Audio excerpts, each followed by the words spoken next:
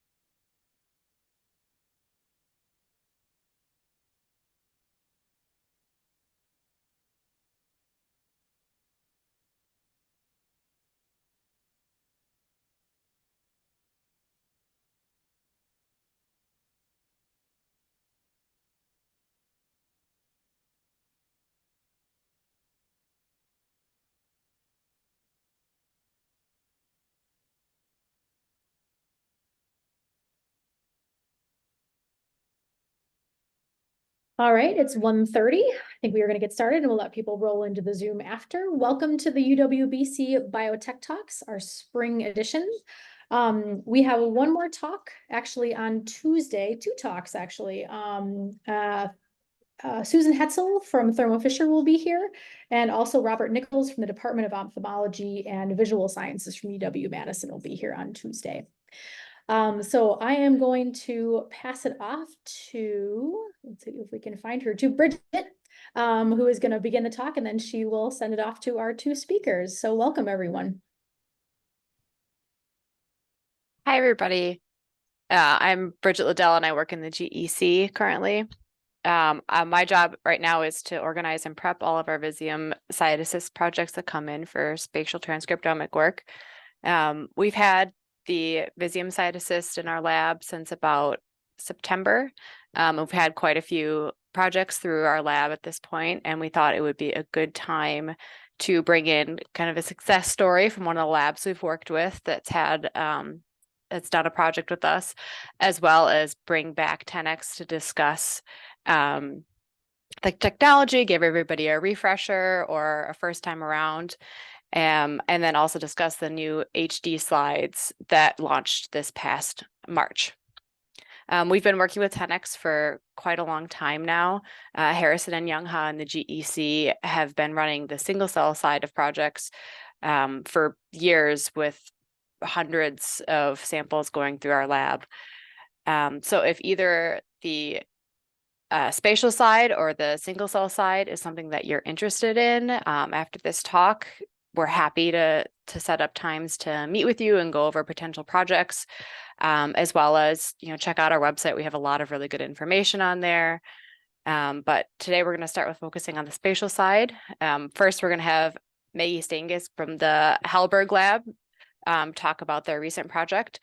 And then Leilani Santos is the spatial science and technology advisor at 10X, and she's going to talk about more of the technical side of things. Thank you very much for that introduction, Bridget. I'll go ahead and get my slides up right now.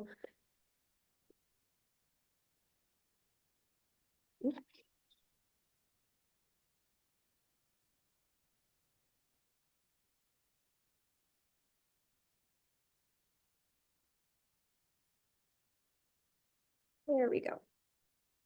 Okay. So today I'll be telling everyone a little bit about how we're using spatial transcriptomics to look at multi-ancestral tumors, specifically how intercellular signaling amongst the distinct clones within these tumors impact tumor biology.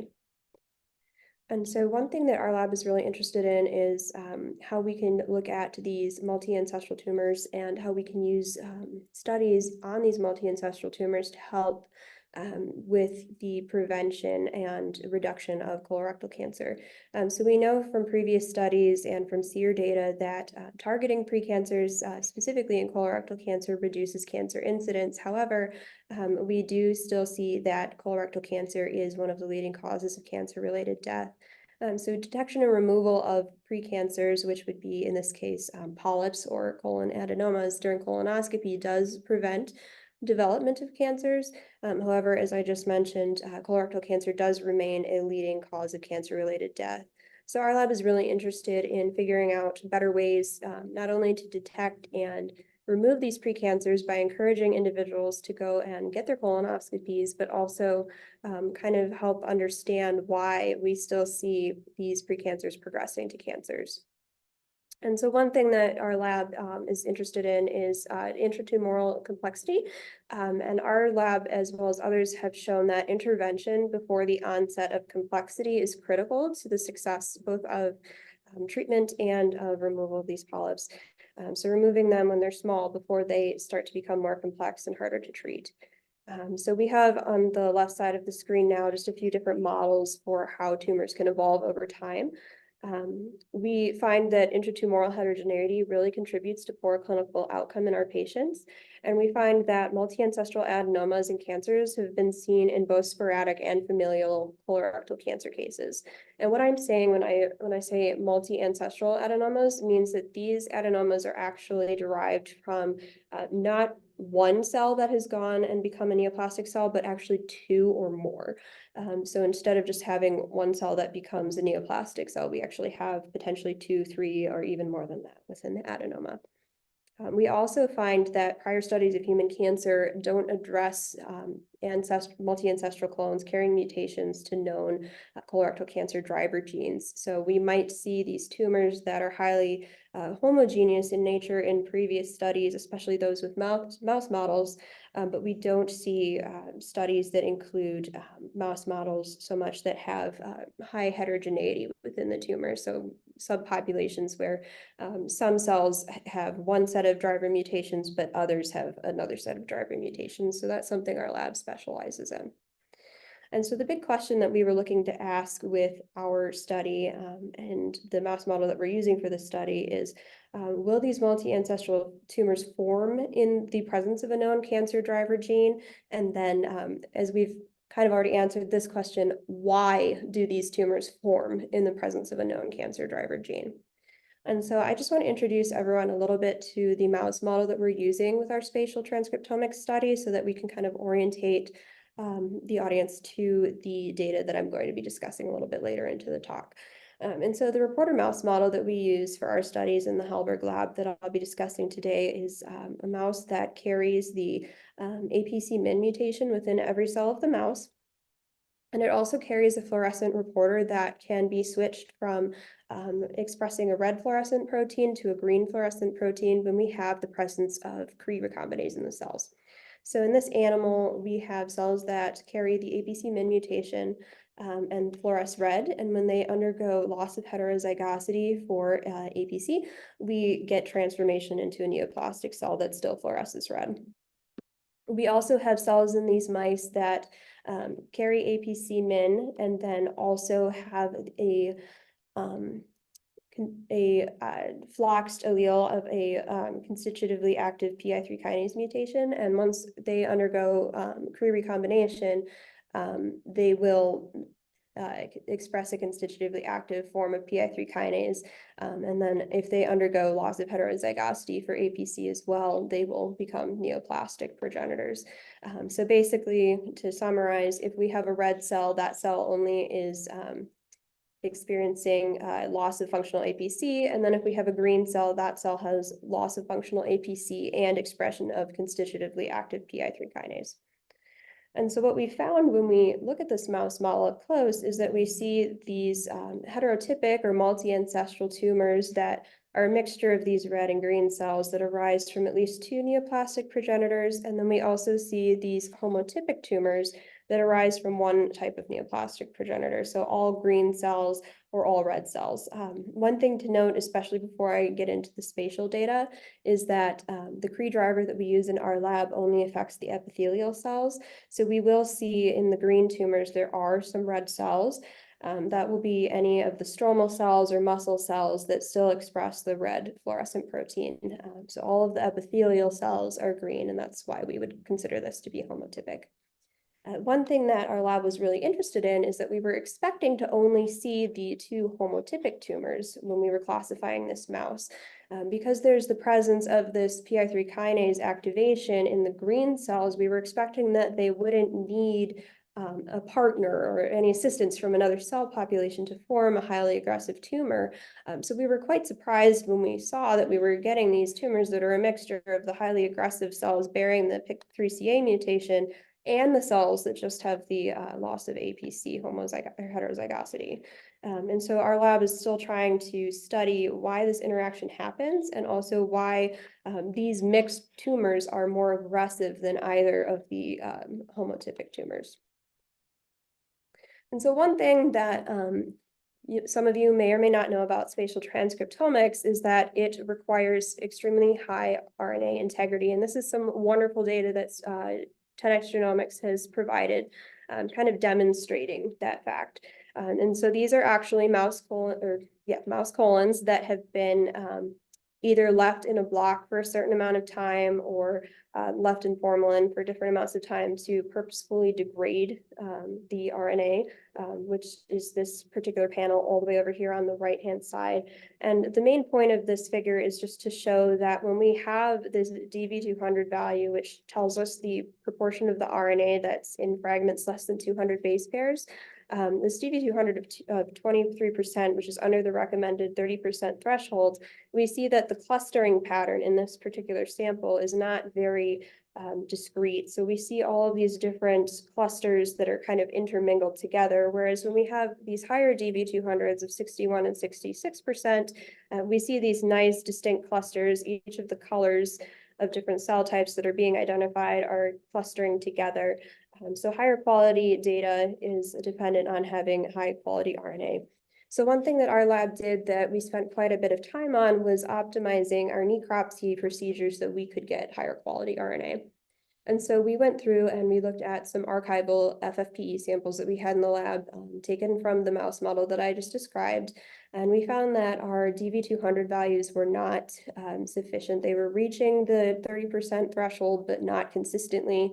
And so we wanted to try to generate some samples that had higher integrity. So we went ahead and we performed our standard necropsy technique with newly isolated samples from these mice, and we were getting a better DV200 value, but we wanted to see if we could optimize this even further to get higher RNA integrity. And what ended up working was actually euthanizing the mouse via rapid cervical dislocation and then essentially flooding the intestine and colon with formalin before even beginning the dissection once the mouse has been euthanized, so that we're really just lowering that ischemic time to as low as possible before proceeding. So this is something to consider when you're going to think about pursuing one of these studies, is really how to best optimize your tissue collection protocol if you're working with mice, so that you can get the best quality data possible. So we went ahead and we performed pilot analysis using the Visium platform with the Biotech Center. So Bridget has been a huge help with this. She's performed all of the analysis on our samples. And of course, Sandra has been amazing to work with as well.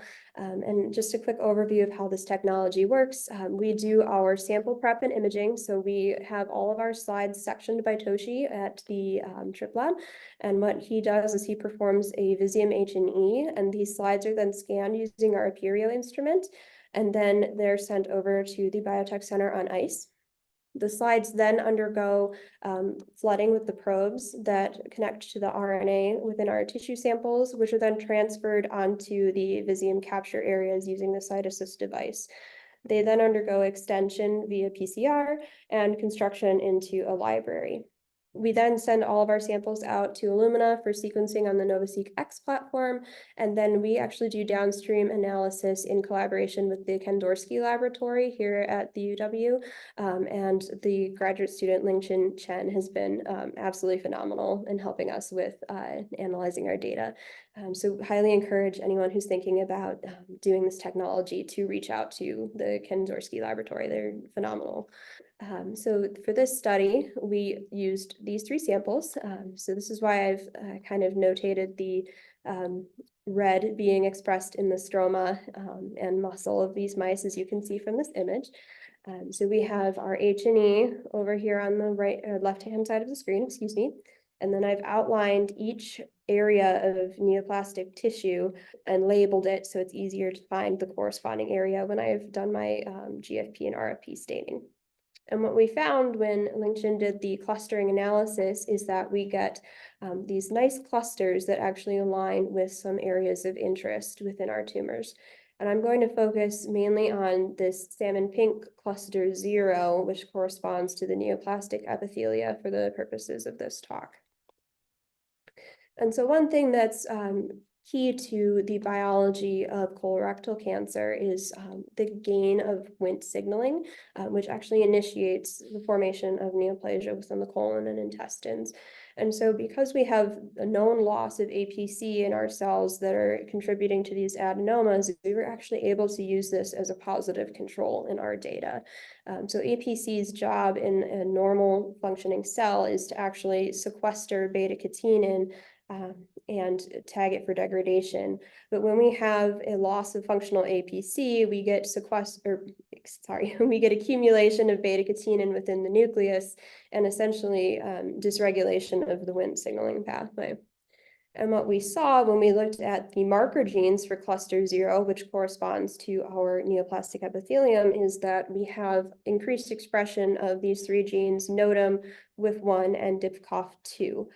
All 3 of these genes are actually downstream of Wnt signaling. So another stain that we performed to confirm not only that we had dysregulation, but also that we had increased Wnt signaling activity was beta-catenin. So this is the protein here in the signaling pathway that gets translocated to the nucleus. And in this image in the outlined area that I have in red, we can see that we have nuclear localization of beta-catenin, and this area here roughly corresponds to this pink stained or pink clustered area in this sample. And so we were really excited to see this because it acts as a positive control for us to see that our system is working correctly and we're getting the data that we would expect to see. So again, cluster 0 corresponds to neoplastic regions, and we confirm this using our nuclear localization of beta-catenin. And then the other interesting thing about NOTAM and WIF1 and DIPCOF2 is that they actually encode proteins that function as suppressors of Wnt signaling. So not only are we seeing the downstream effect of having dysregulation of Wnt signaling, but we're also seeing the activation of this negative feedback loop that is supposed to regulate Wnt signaling activation in tissue. The other interesting thing that we were able to do with this technology is that Lingchin was actually able to go into our data and was able to go ahead and pick out the spots that correspond to specific regions of our tumors, thanks to the unique properties of our model. And so in this image, this is the B tumor from the previous slide, you can see that I have this area that I've annotated as T, that's our tumor. It's an early adenoma, we would consider. And then we have two discrete regions of normal tissue here and here that also have this activation of PI3 kinase. And what we did was we actually did a differential gene expression analysis comparing the PI3 kinase activated tumor to the PI3 kinase activated normal tissue to see what sort of gene expression changes might be present in the adenoma compared to the normal tissue. And what we found is that we actually have a pretty distinct signature when we did this comparison. It's still an N of 1, since this is our pilot data, but we also did just get the email from the GEC yesterday that our samples have been finished from another set that we submitted. So we're really excited to see that data as well. But what we were really, really excited about is that we compared all of the genes that are differentially expressed amongst this gene set that is represented by the volcano plot here to the TCGA colon adenoma data set to look at how our mouse gene signature compares to gene signature for human colorectal cancer. And what we found is that we're seeing similar gene expression patterns in our mouse data set as we see in human colorectal cancers.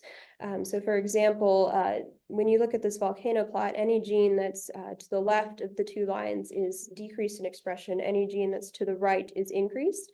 When we look at the 4 genes I'm calling out here, GLUK-A2A, MMP7, FABP2, and FOXQ1, we see that these genes are either increased or decreased in the same direction in human colorectal cancer as they are in my mouse set. And so the really interesting and intriguing thing that we got from this is that these precancers are displaying a very similar gene signature to frank cancers. And we think that instead of just the epithelial cells contributing to the progression, we think it actually might be more so changes in the surrounding microenvironment. And so we're really looking forward to seeing what sort of results we can get when we have this additional data so that we can compare not only the tumors themselves, but the gene signature that comes from the surrounding stroma and other cell components to see if we can parse that interaction apart. And so the other aspect of this study that we're hoping to do is just to see if we can develop better biomarkers using our spatial data to help detect precancers earlier. So again, I have some IF images on the left side of the screen, just giving examples of what some of these tumors that we've just submitted and completed sequencing on might look like. But some of the questions that we're asking are really if we can use our spatial data to identify biomarkers for patients that should be screened sooner. So can we look for additional sequences when we do fecal occult DNA? Because right now we're looking for markers that are mostly found in the presence of a tumor. Can we look for ones that would pop up if we have someone that is starting to get a precancer in their colon instead? Or can we find other biomarkers that we can use just from doing potentially a DNA swab in your cheek so that we can recommend patients, you really need to go in and get this colonoscopy done on time. We're also curious to see how the microenvironment within these heterotypic tumors would differ from a homotypic tumor. And then we're also curious about what aspects of the precancer microenvironment might be targetable to prevent progression to cancer when we do have an adenoma that we can identify. So that's where we're hoping to go with our data, and we're really excited and grateful to the Biotech Center for their assistance in pursuing this study. So I just want to finish by acknowledging everyone in the Hallberg Laboratory. Of course, Rich is right here with me.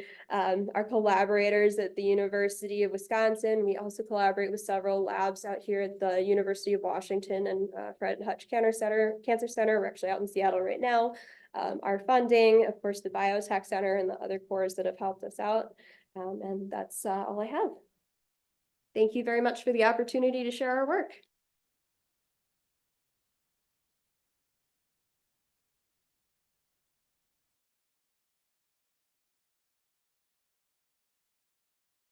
All right, well, I guess I'll begin sharing my presentation as well. So let me do that. So as was mentioned at the beginning of the talk, I'm Leilani. I'm your spatial science and technology advisor at 10x Genomics. And what I'm here to do is to help you answer any questions that you may have about experimental feasibility, about using any of our spatial assays at 10x. I actually did my postdoc at the University of Wisconsin for a time, so it's always fun to be able to talk to people that are still there and be able to see what projects are advancing the technology.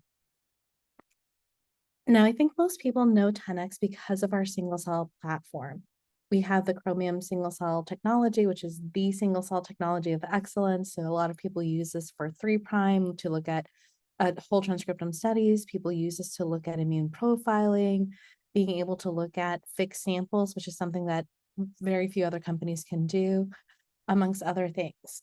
But we also have two spatial platforms. So we have our Visium spatial platform, which Maggie just presented on, and she showed some beautiful data. And so this allows people to be able to do whole transcriptome studies on a tissue section. And I'll be talking very, very briefly at the end of my presentation about our Xenium in situ technology, which is going to be a different spatial platform because it's an imaging-based technology and is more of a focus approach. But to start off with, like I said, I want to really focus on Visium. And so I think Maggie did a beautiful job of explaining why this technology helps understand biology, but I always like to show this particular animation. And it may just be because I'm a developmental biologist by training, so I'm a little bit biased. But what you see here is the ability to take that single cell expression information that a lot of people are more comfortable in seeing, potentially in a UMAP or a TISNE format. And that really allows people to be able to understand kind of the differential gene expression. However, putting it into that spatial context and moving that expression as to where things are being expressed onto an actual tissue allows you to really interpret that biology further. Whenever I see this particular animation, I tend to think of it as being that key to understanding maybe stem cell niches or how different cells are influencing differentiation. But as Maggie showed, you can really see how this is important in tumor biology. I've also seen people look at this in terms of neuronal interactions, so maybe looking at neurons versus glia and how these are talking to each other and where they're positioned. So this can really apply to a broad variety of types of biology. Visium was introduced in 2019, and we've seen a very broad adoption. And actually, I always like to mention the fact that this slide is actually outdated, even though we just created it last quarter, because we've already seen even more publications come through, and this doesn't include any of the preprints. But since 2019, we've made a broad variety of adoption or changes as well to make sure that users have the ability to do the biology that they need to. And so the first example that I'm showing here comes from a group at SciLife where they were able to use our direct placement technology, which uses a poly-A-based capture methodology for which you have to have fresh frozen tissues and very high quality RNA to then be able to combine with long read sequencing. And in this particular case, what they did was they were able to do that long read sequencing to understand where individual clonotypes from both B cell and T cell receptors are located. The top view that you're seeing, or that topmost panel, is going to be the visualization of kind of a proof of principle study where they were looking at individual clonotypes within the tonsil to be able to understand the discrete spatial locations of these. And they actually then applied this to looking at breast cancer. So being able to understand different antibodies that are being produced by individual cells in this particular figure that I'm showing here, to be able to understand anti-tumoral responses that are dictated by the body overall. We also just saw the feature of our CytAssist technology. So because this technology works with the ability to start with a plain glass slide, and I'll go into it a little bit further as I dive into some of our other technologies. But being able to start with either a plain glass slide or a coded slide, as I'm showing in this particular case, means that you can work with very challenging sample types. So instead of our initial high quality screening that you needed to have for your particular RNA to be able to get to that long read sequencing, in this particular case, I'm showing an example of a decalcified bone. And this shows the ability to work with something that will tend to have very poor RNA quality. When you do your fixation, that tends to fragment the RNA. Decalcifying a bone tends to fragment the RNA within it even further. But in this particular case, what they did was they were able to use a hydrogel-coated slide. This allowed them to study this very challenging tissue type, and they're actually able to combine the histological view, which we're seeing here in this H&E image, to then be able to look at the information on the number of unique genes or unique transcripts within the tissue, and then follow up with a manual segmentation to be able to understand the different regions within the bone. while also seeing which specific markers showed within each individual compartment. So being able to understand what markers are going to characterize that cortical bone, trabecular bone, and bone marrow. And while I'm not going to go into it for time's sake today, they were actually able to really look into signaling within that bone marrow layer to look at skeletal and stem cell progenitor niches. Now, one of the comments that we've had a lot is that with our Visium, with our CytAssist, our customers have really been able to generate extremely powerful data from a wide variety of samples, like this FFP colorectal cancer sample. But one of the things that I've heard a lot from our users is that they want all of these benefits, but at higher resolution. So earlier this year, just in March, we launched our Visium HD technology. So our high definition really delivers all of the same benefits at Visium, but at massively increased resolutions. Instead of the 55 micron spots that you saw previously within our data and having just 5,000 of those, we now have 11 million 2 micron squares within Visium HD. And this allows you to really begin to glimpse the power of the data in this image. I actually like to take this a step further and further hone in on these particular images. So if you look at the standard definition Visium on the left-hand side, you can see, especially if you focus on these villi and crypt regions, there's really only 2 cell populations that are being identified. And this is just at a first pass. When I look at the same region while looking at the Visium HD slide, I can really begin to see the power of the data, where I can see that there's at least 6 different cell types that have been identified. And of those 6, you can really go in and further parse them down bioinformatically if needed. Now, this CytAssist is going to enable the ability to do your Visium HD. So it's the same workflow that Maggie mentioned earlier. We would start with your samples on a plain glass slide. You can do your staining ahead of time, and this can be either immunofluorescence or H&E. Then from there, you'll use our probe hybridization. So you'll do, this is the first step where you're really using 10x reagents. And so we do a probe incubation because this really helps people begin to work with different types of samples. From there, you'll use our CytAssist instrument to transfer those analytes over to a Visium slide, which is what you'll use for your library preparation. From there, you'll submit for sequencing. And once you get those FASTQ files back, you'll be able to do your data overlay. So you're basically taking the image that you generated and the sequencing and now being able to look at where the gene expression is happening. The major change that happened was actually not to the CytAssist instrument. It's going to be the same instrument that has been used for the past couple of years, and in your case that you've had in your course in September. But we actually made a change to the Visium slide. The Visium slide is really what's going to dictate what is happening in terms of the chemistry of the workflow. And so what you're seeing here is the ability to have these 2 capture areas, but those capture areas are now made up of a continuous lawn of oligos. So you don't have any spots, you don't have any gaps between those spots. And so this is going to allow people to be able to get to much better data overall. What we're now doing, as I mentioned earlier, is that our barcodes are shifting every 2 microns. So what you see within that capture area are going to be these cartoon barcodes that you're seeing here. We have a sequencing adapter, a unique molecular identifier, which allows you to make sure that when you're doing your library preparation that you're not seeing any PCR duplication events. And then I usually refer to the spatial barcode as being your X and Y coordinate on the slide. So what you're seeing is the ability to now have that coordinate change every 2 microns instead of every 55 microns, which was our initial capability. However, 2 microns can be a little bit sparse when you think about data, especially if you're looking at a region where maybe you have either extracellular matrix or you're just in a specific position of the cell where there's not a lot of transcripts. The other thing, as I mentioned, is when you think of 2 micron squares within a 6.5 by 6.5 millimeter capture area, that means that you're analyzing 11 million features, which can be a little bit daunting, although it is doable. And so what we've been doing internally is that we've been binning those 2 micron squares into these 8 by 8 micron bins. So basically taking together 16 of those 2 micron squares, and this gets you to single cell scale.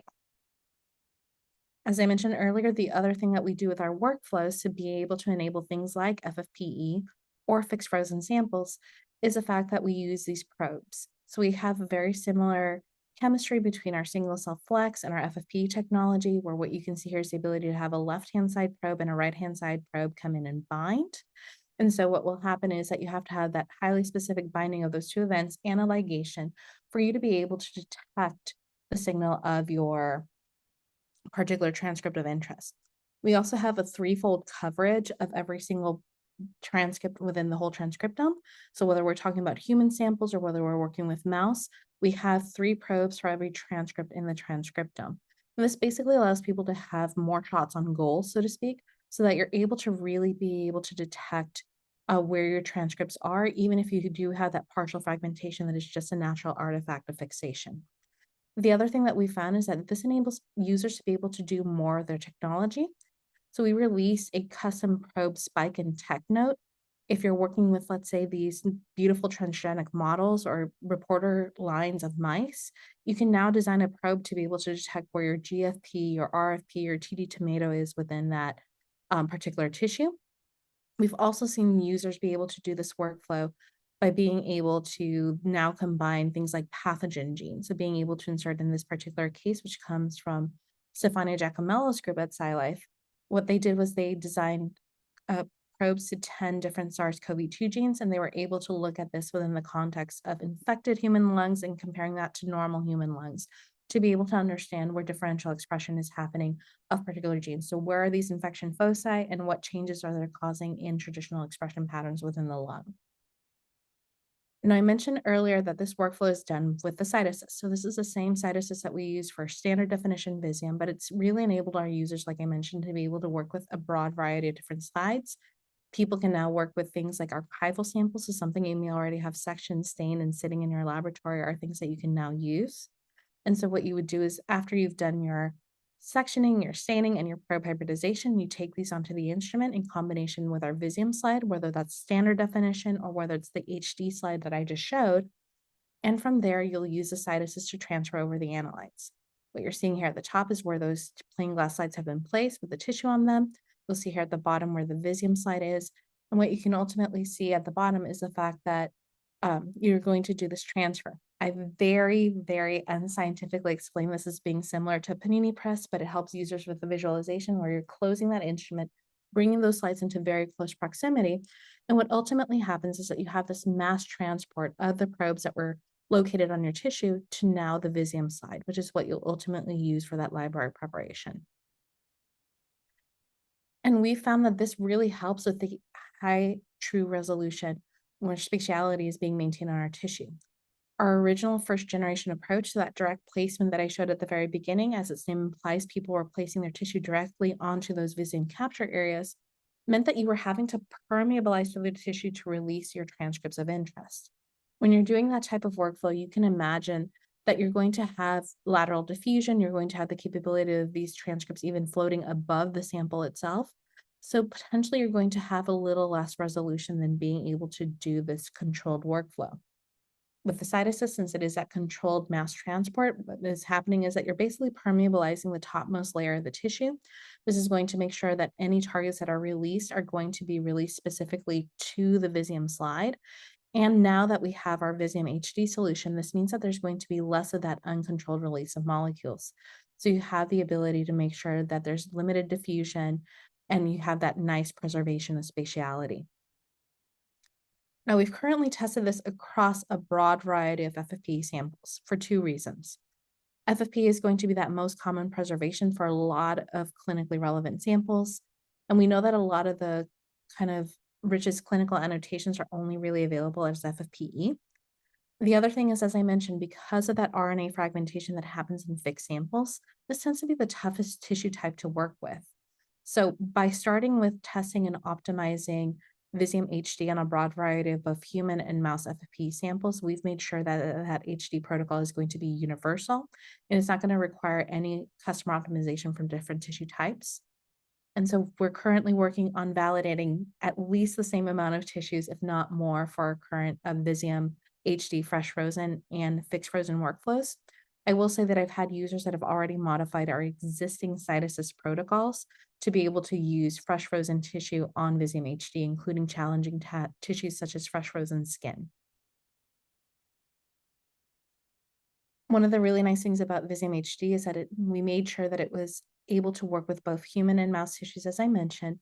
And one of the really nice features of that, we've actually made modifications to our data analysis tool. So now you can also look at co-localization within our Loop browser. In each of these tissues, we're showing the location of these individual marker genes on top of the H&E. So you're really getting to that histological view. with the additional information of the expression pattern. And in each of these particular cases where you're seeing 2 of these genes overlaid, just think of the fact that these are 2 genes from nearly 20,000 genes that are being simultaneously measured. Now, the next question that I get is, how do people do this measurement? And so at 10x, we wanted to make sure that we continue to provide the best tools for users so that they can continue to analyze their data. Our loop browser is still going to allow users to view unbiased clustering within the tissues, as you're seeing here. And as this animation plays, you'll begin to see the ability to look at that underlying histology that is part of that transcriptomic feature. But the best part about HD is the fact that you'll get this at ultra high resolution. You'll be able to look at also individual genes. So as this animation plays, we can see how this switches over to the feature tab, where you can look at particular genes of interest. So what you can see is the expression of something like J chain, which is going to be a mucosal plasma cell marker. Now this is going to switch over to EpCAM. And so EpCAM is an epithelial marker. And as this switches back and forth, you can see how it's very nice. And while it's expected, these expression patterns should mutually exclude each other, it's something that's important to corroborate. And it's a nice proof of principle when we're looking at this ultra high resolution.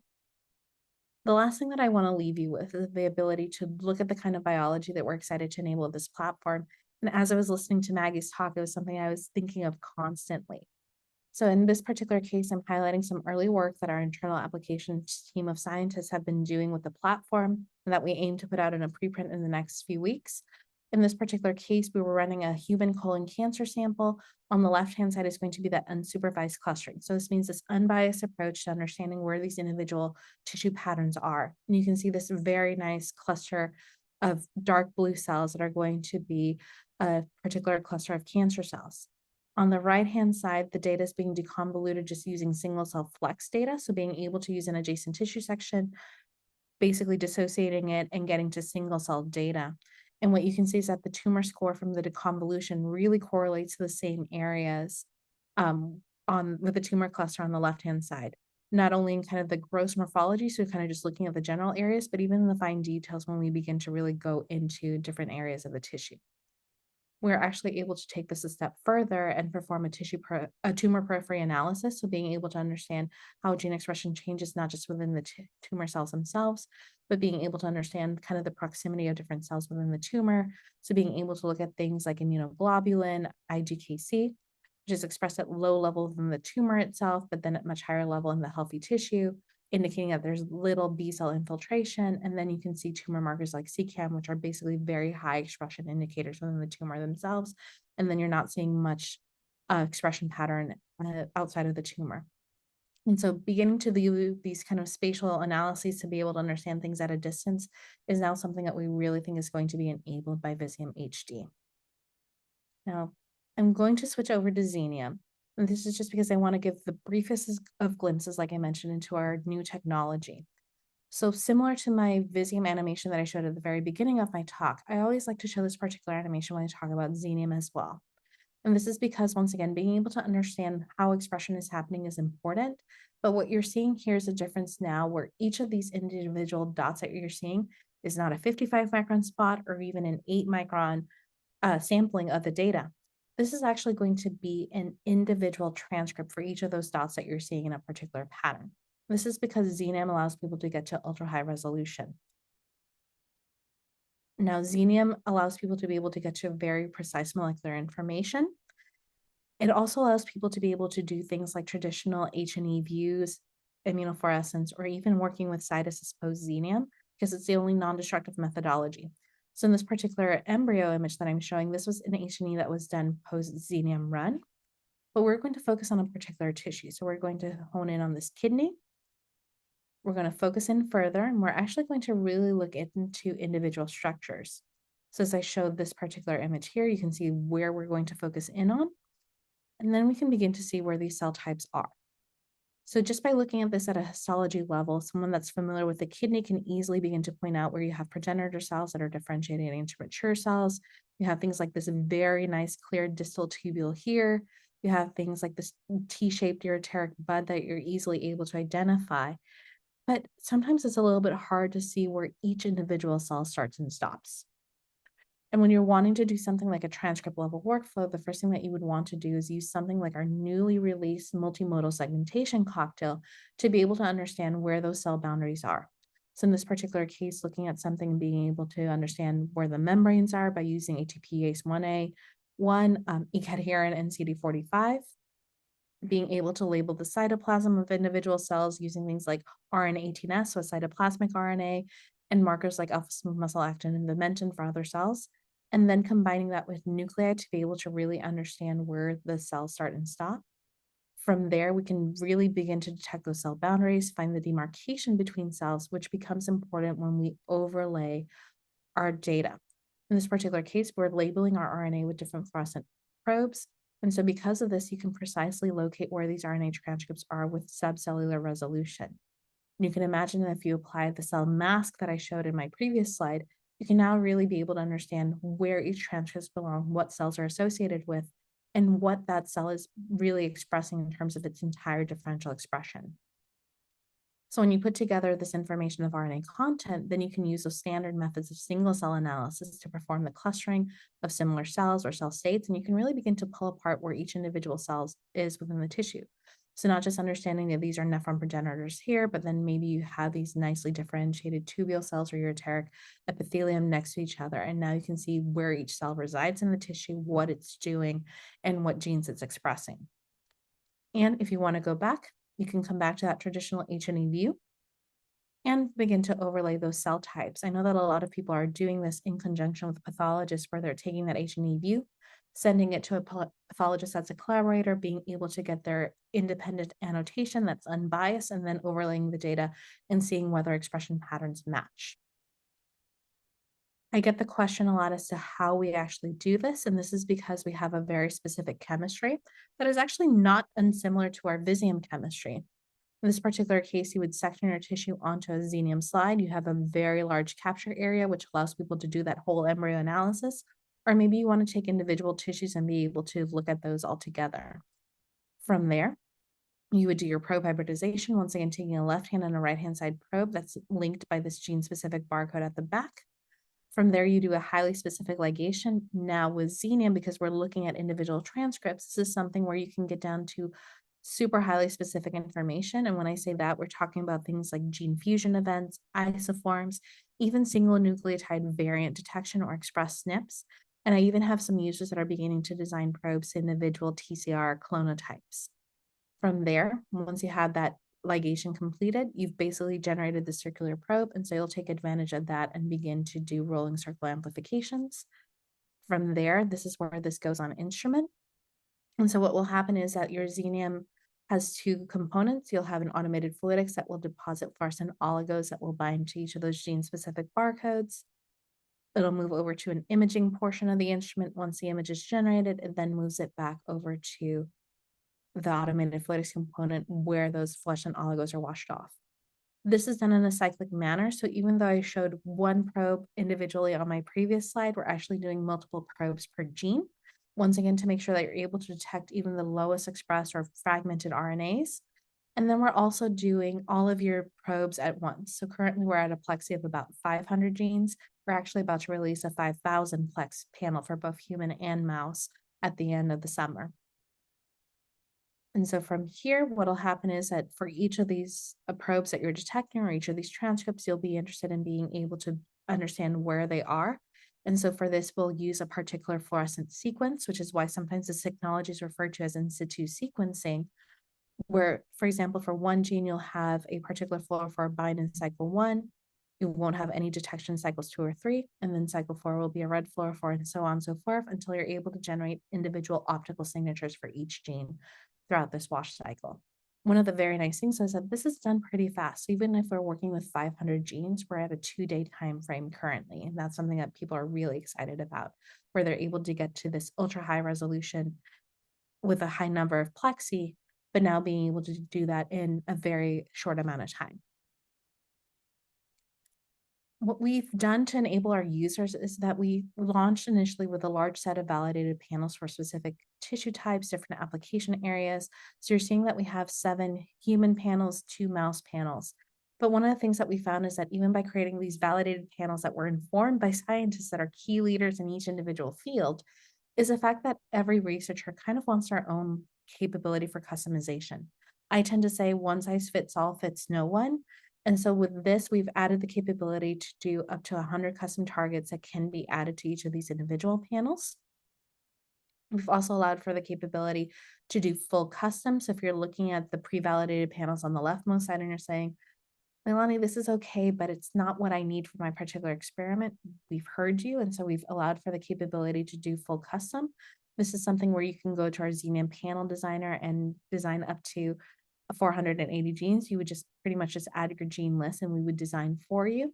And if you're working with something that's non-human, non-mouse, we also have those capabilities. We've designed to multiple mammalian species, different plant species. I don't know if anyone in the audience knows what Aedes aegypti is, but this is actually the mosquito that's the vector for Zika and dengue. So this tells us that we're going to have the capability to design to things like Drosophila or other insect models of interest. And then we can do other advanced customization for anything that is non-human, non-mouse, or that is kind of a more nuanced project. Our bioinformatics team will do the design for you. So this really enables our users to be able to do quite a bit in terms of their workflows. If you're interested in any of this, this is why we're here and we're always happy to help. The last thing that I want to talk about is going to be our Xenium roadmap for the rest of the year. So as I mentioned, the first thing that will be coming is going to be our 5,000 plex panel. This is slated for our summer release. It's going to be one mouse panel and one human panel that's going to have this broad capability of detecting a lot of different markers in a lot of different tissues. And we've modified our chemistry a little bit, even though the instrument itself hasn't changed, to be able to make sure that our users are able to get to their data in a timely manner. So even if you're working with a 5,000 plex panel, the runtime on instrument will only be 6 days, and you'll be able to pull your data off immediately and move into something like our Xenium Explorer or a third-party community tool if you would prefer to do your analysis there. We'll also be releasing our integrated multiplex profiling panel. What this means is that we'll have the capability to do barcoded antibodies so that you can do a highly multiplex run, say in the dozens of antibodies, to then be able to combine that on the same exact slide and in the same exact tissue run as your Xenium panel to be able to get to highly multiplex data from both protein and transcripts at that subcellular resolution. And then we'll begin to offer highly customized panel in the range of about 1,000 to 2,000 plex in terms of transcripts. So we're really excited to do this work. And with that, I'd like to say thank you for your time. This is the team that basically supports the spatial projects at 10X within Wisconsin. Eve Marie is always going to be your best point person. So please feel free to reach out if you have any questions, and you have a fantastic board that I love working with if you have questions as well. They've always been able to help our users to be able to guide them as to what they need. So with that, I'll stop sharing, and I think we'll be able to take any questions for any of the presentations.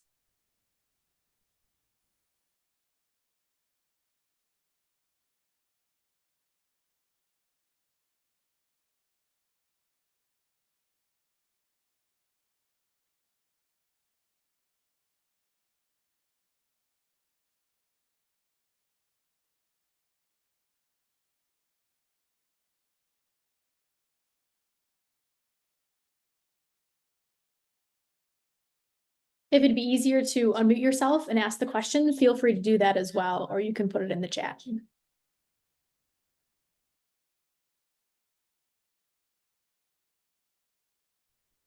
Hi, Liz. Since nobody's posting a question, I'm going to make an announcement right now, if that's okay.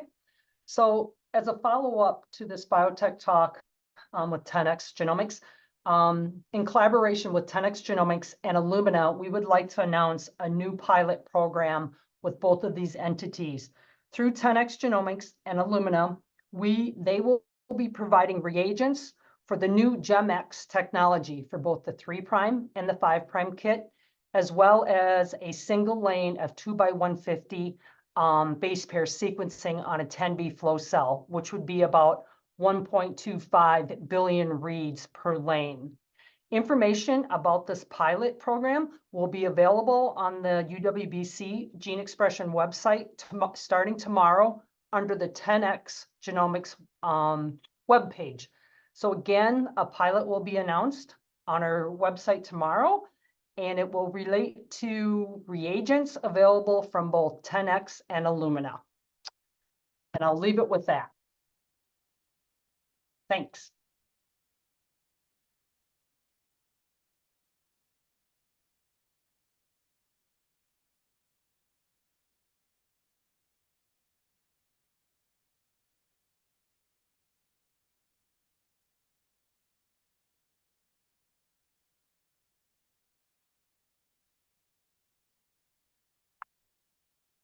Okay.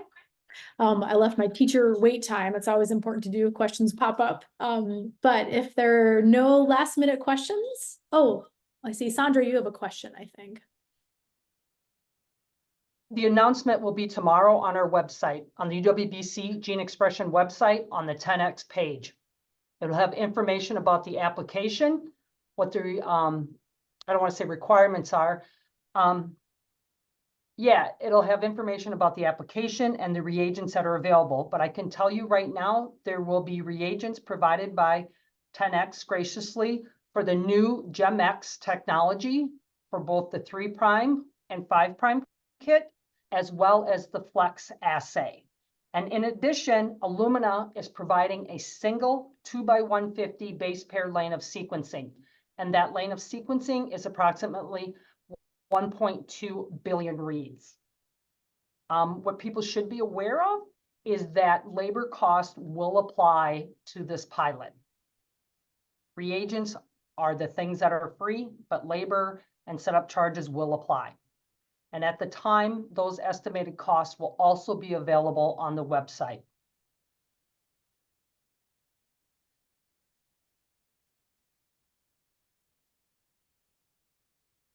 Thanks, Sandra. Yep, thank you. Okay, well, thanks everyone for joining us. Have a wonderful rest of your afternoon. Thank you. Bye, everyone. Thank you. Thank you, Thank you, Leilani, everyone. and thank you,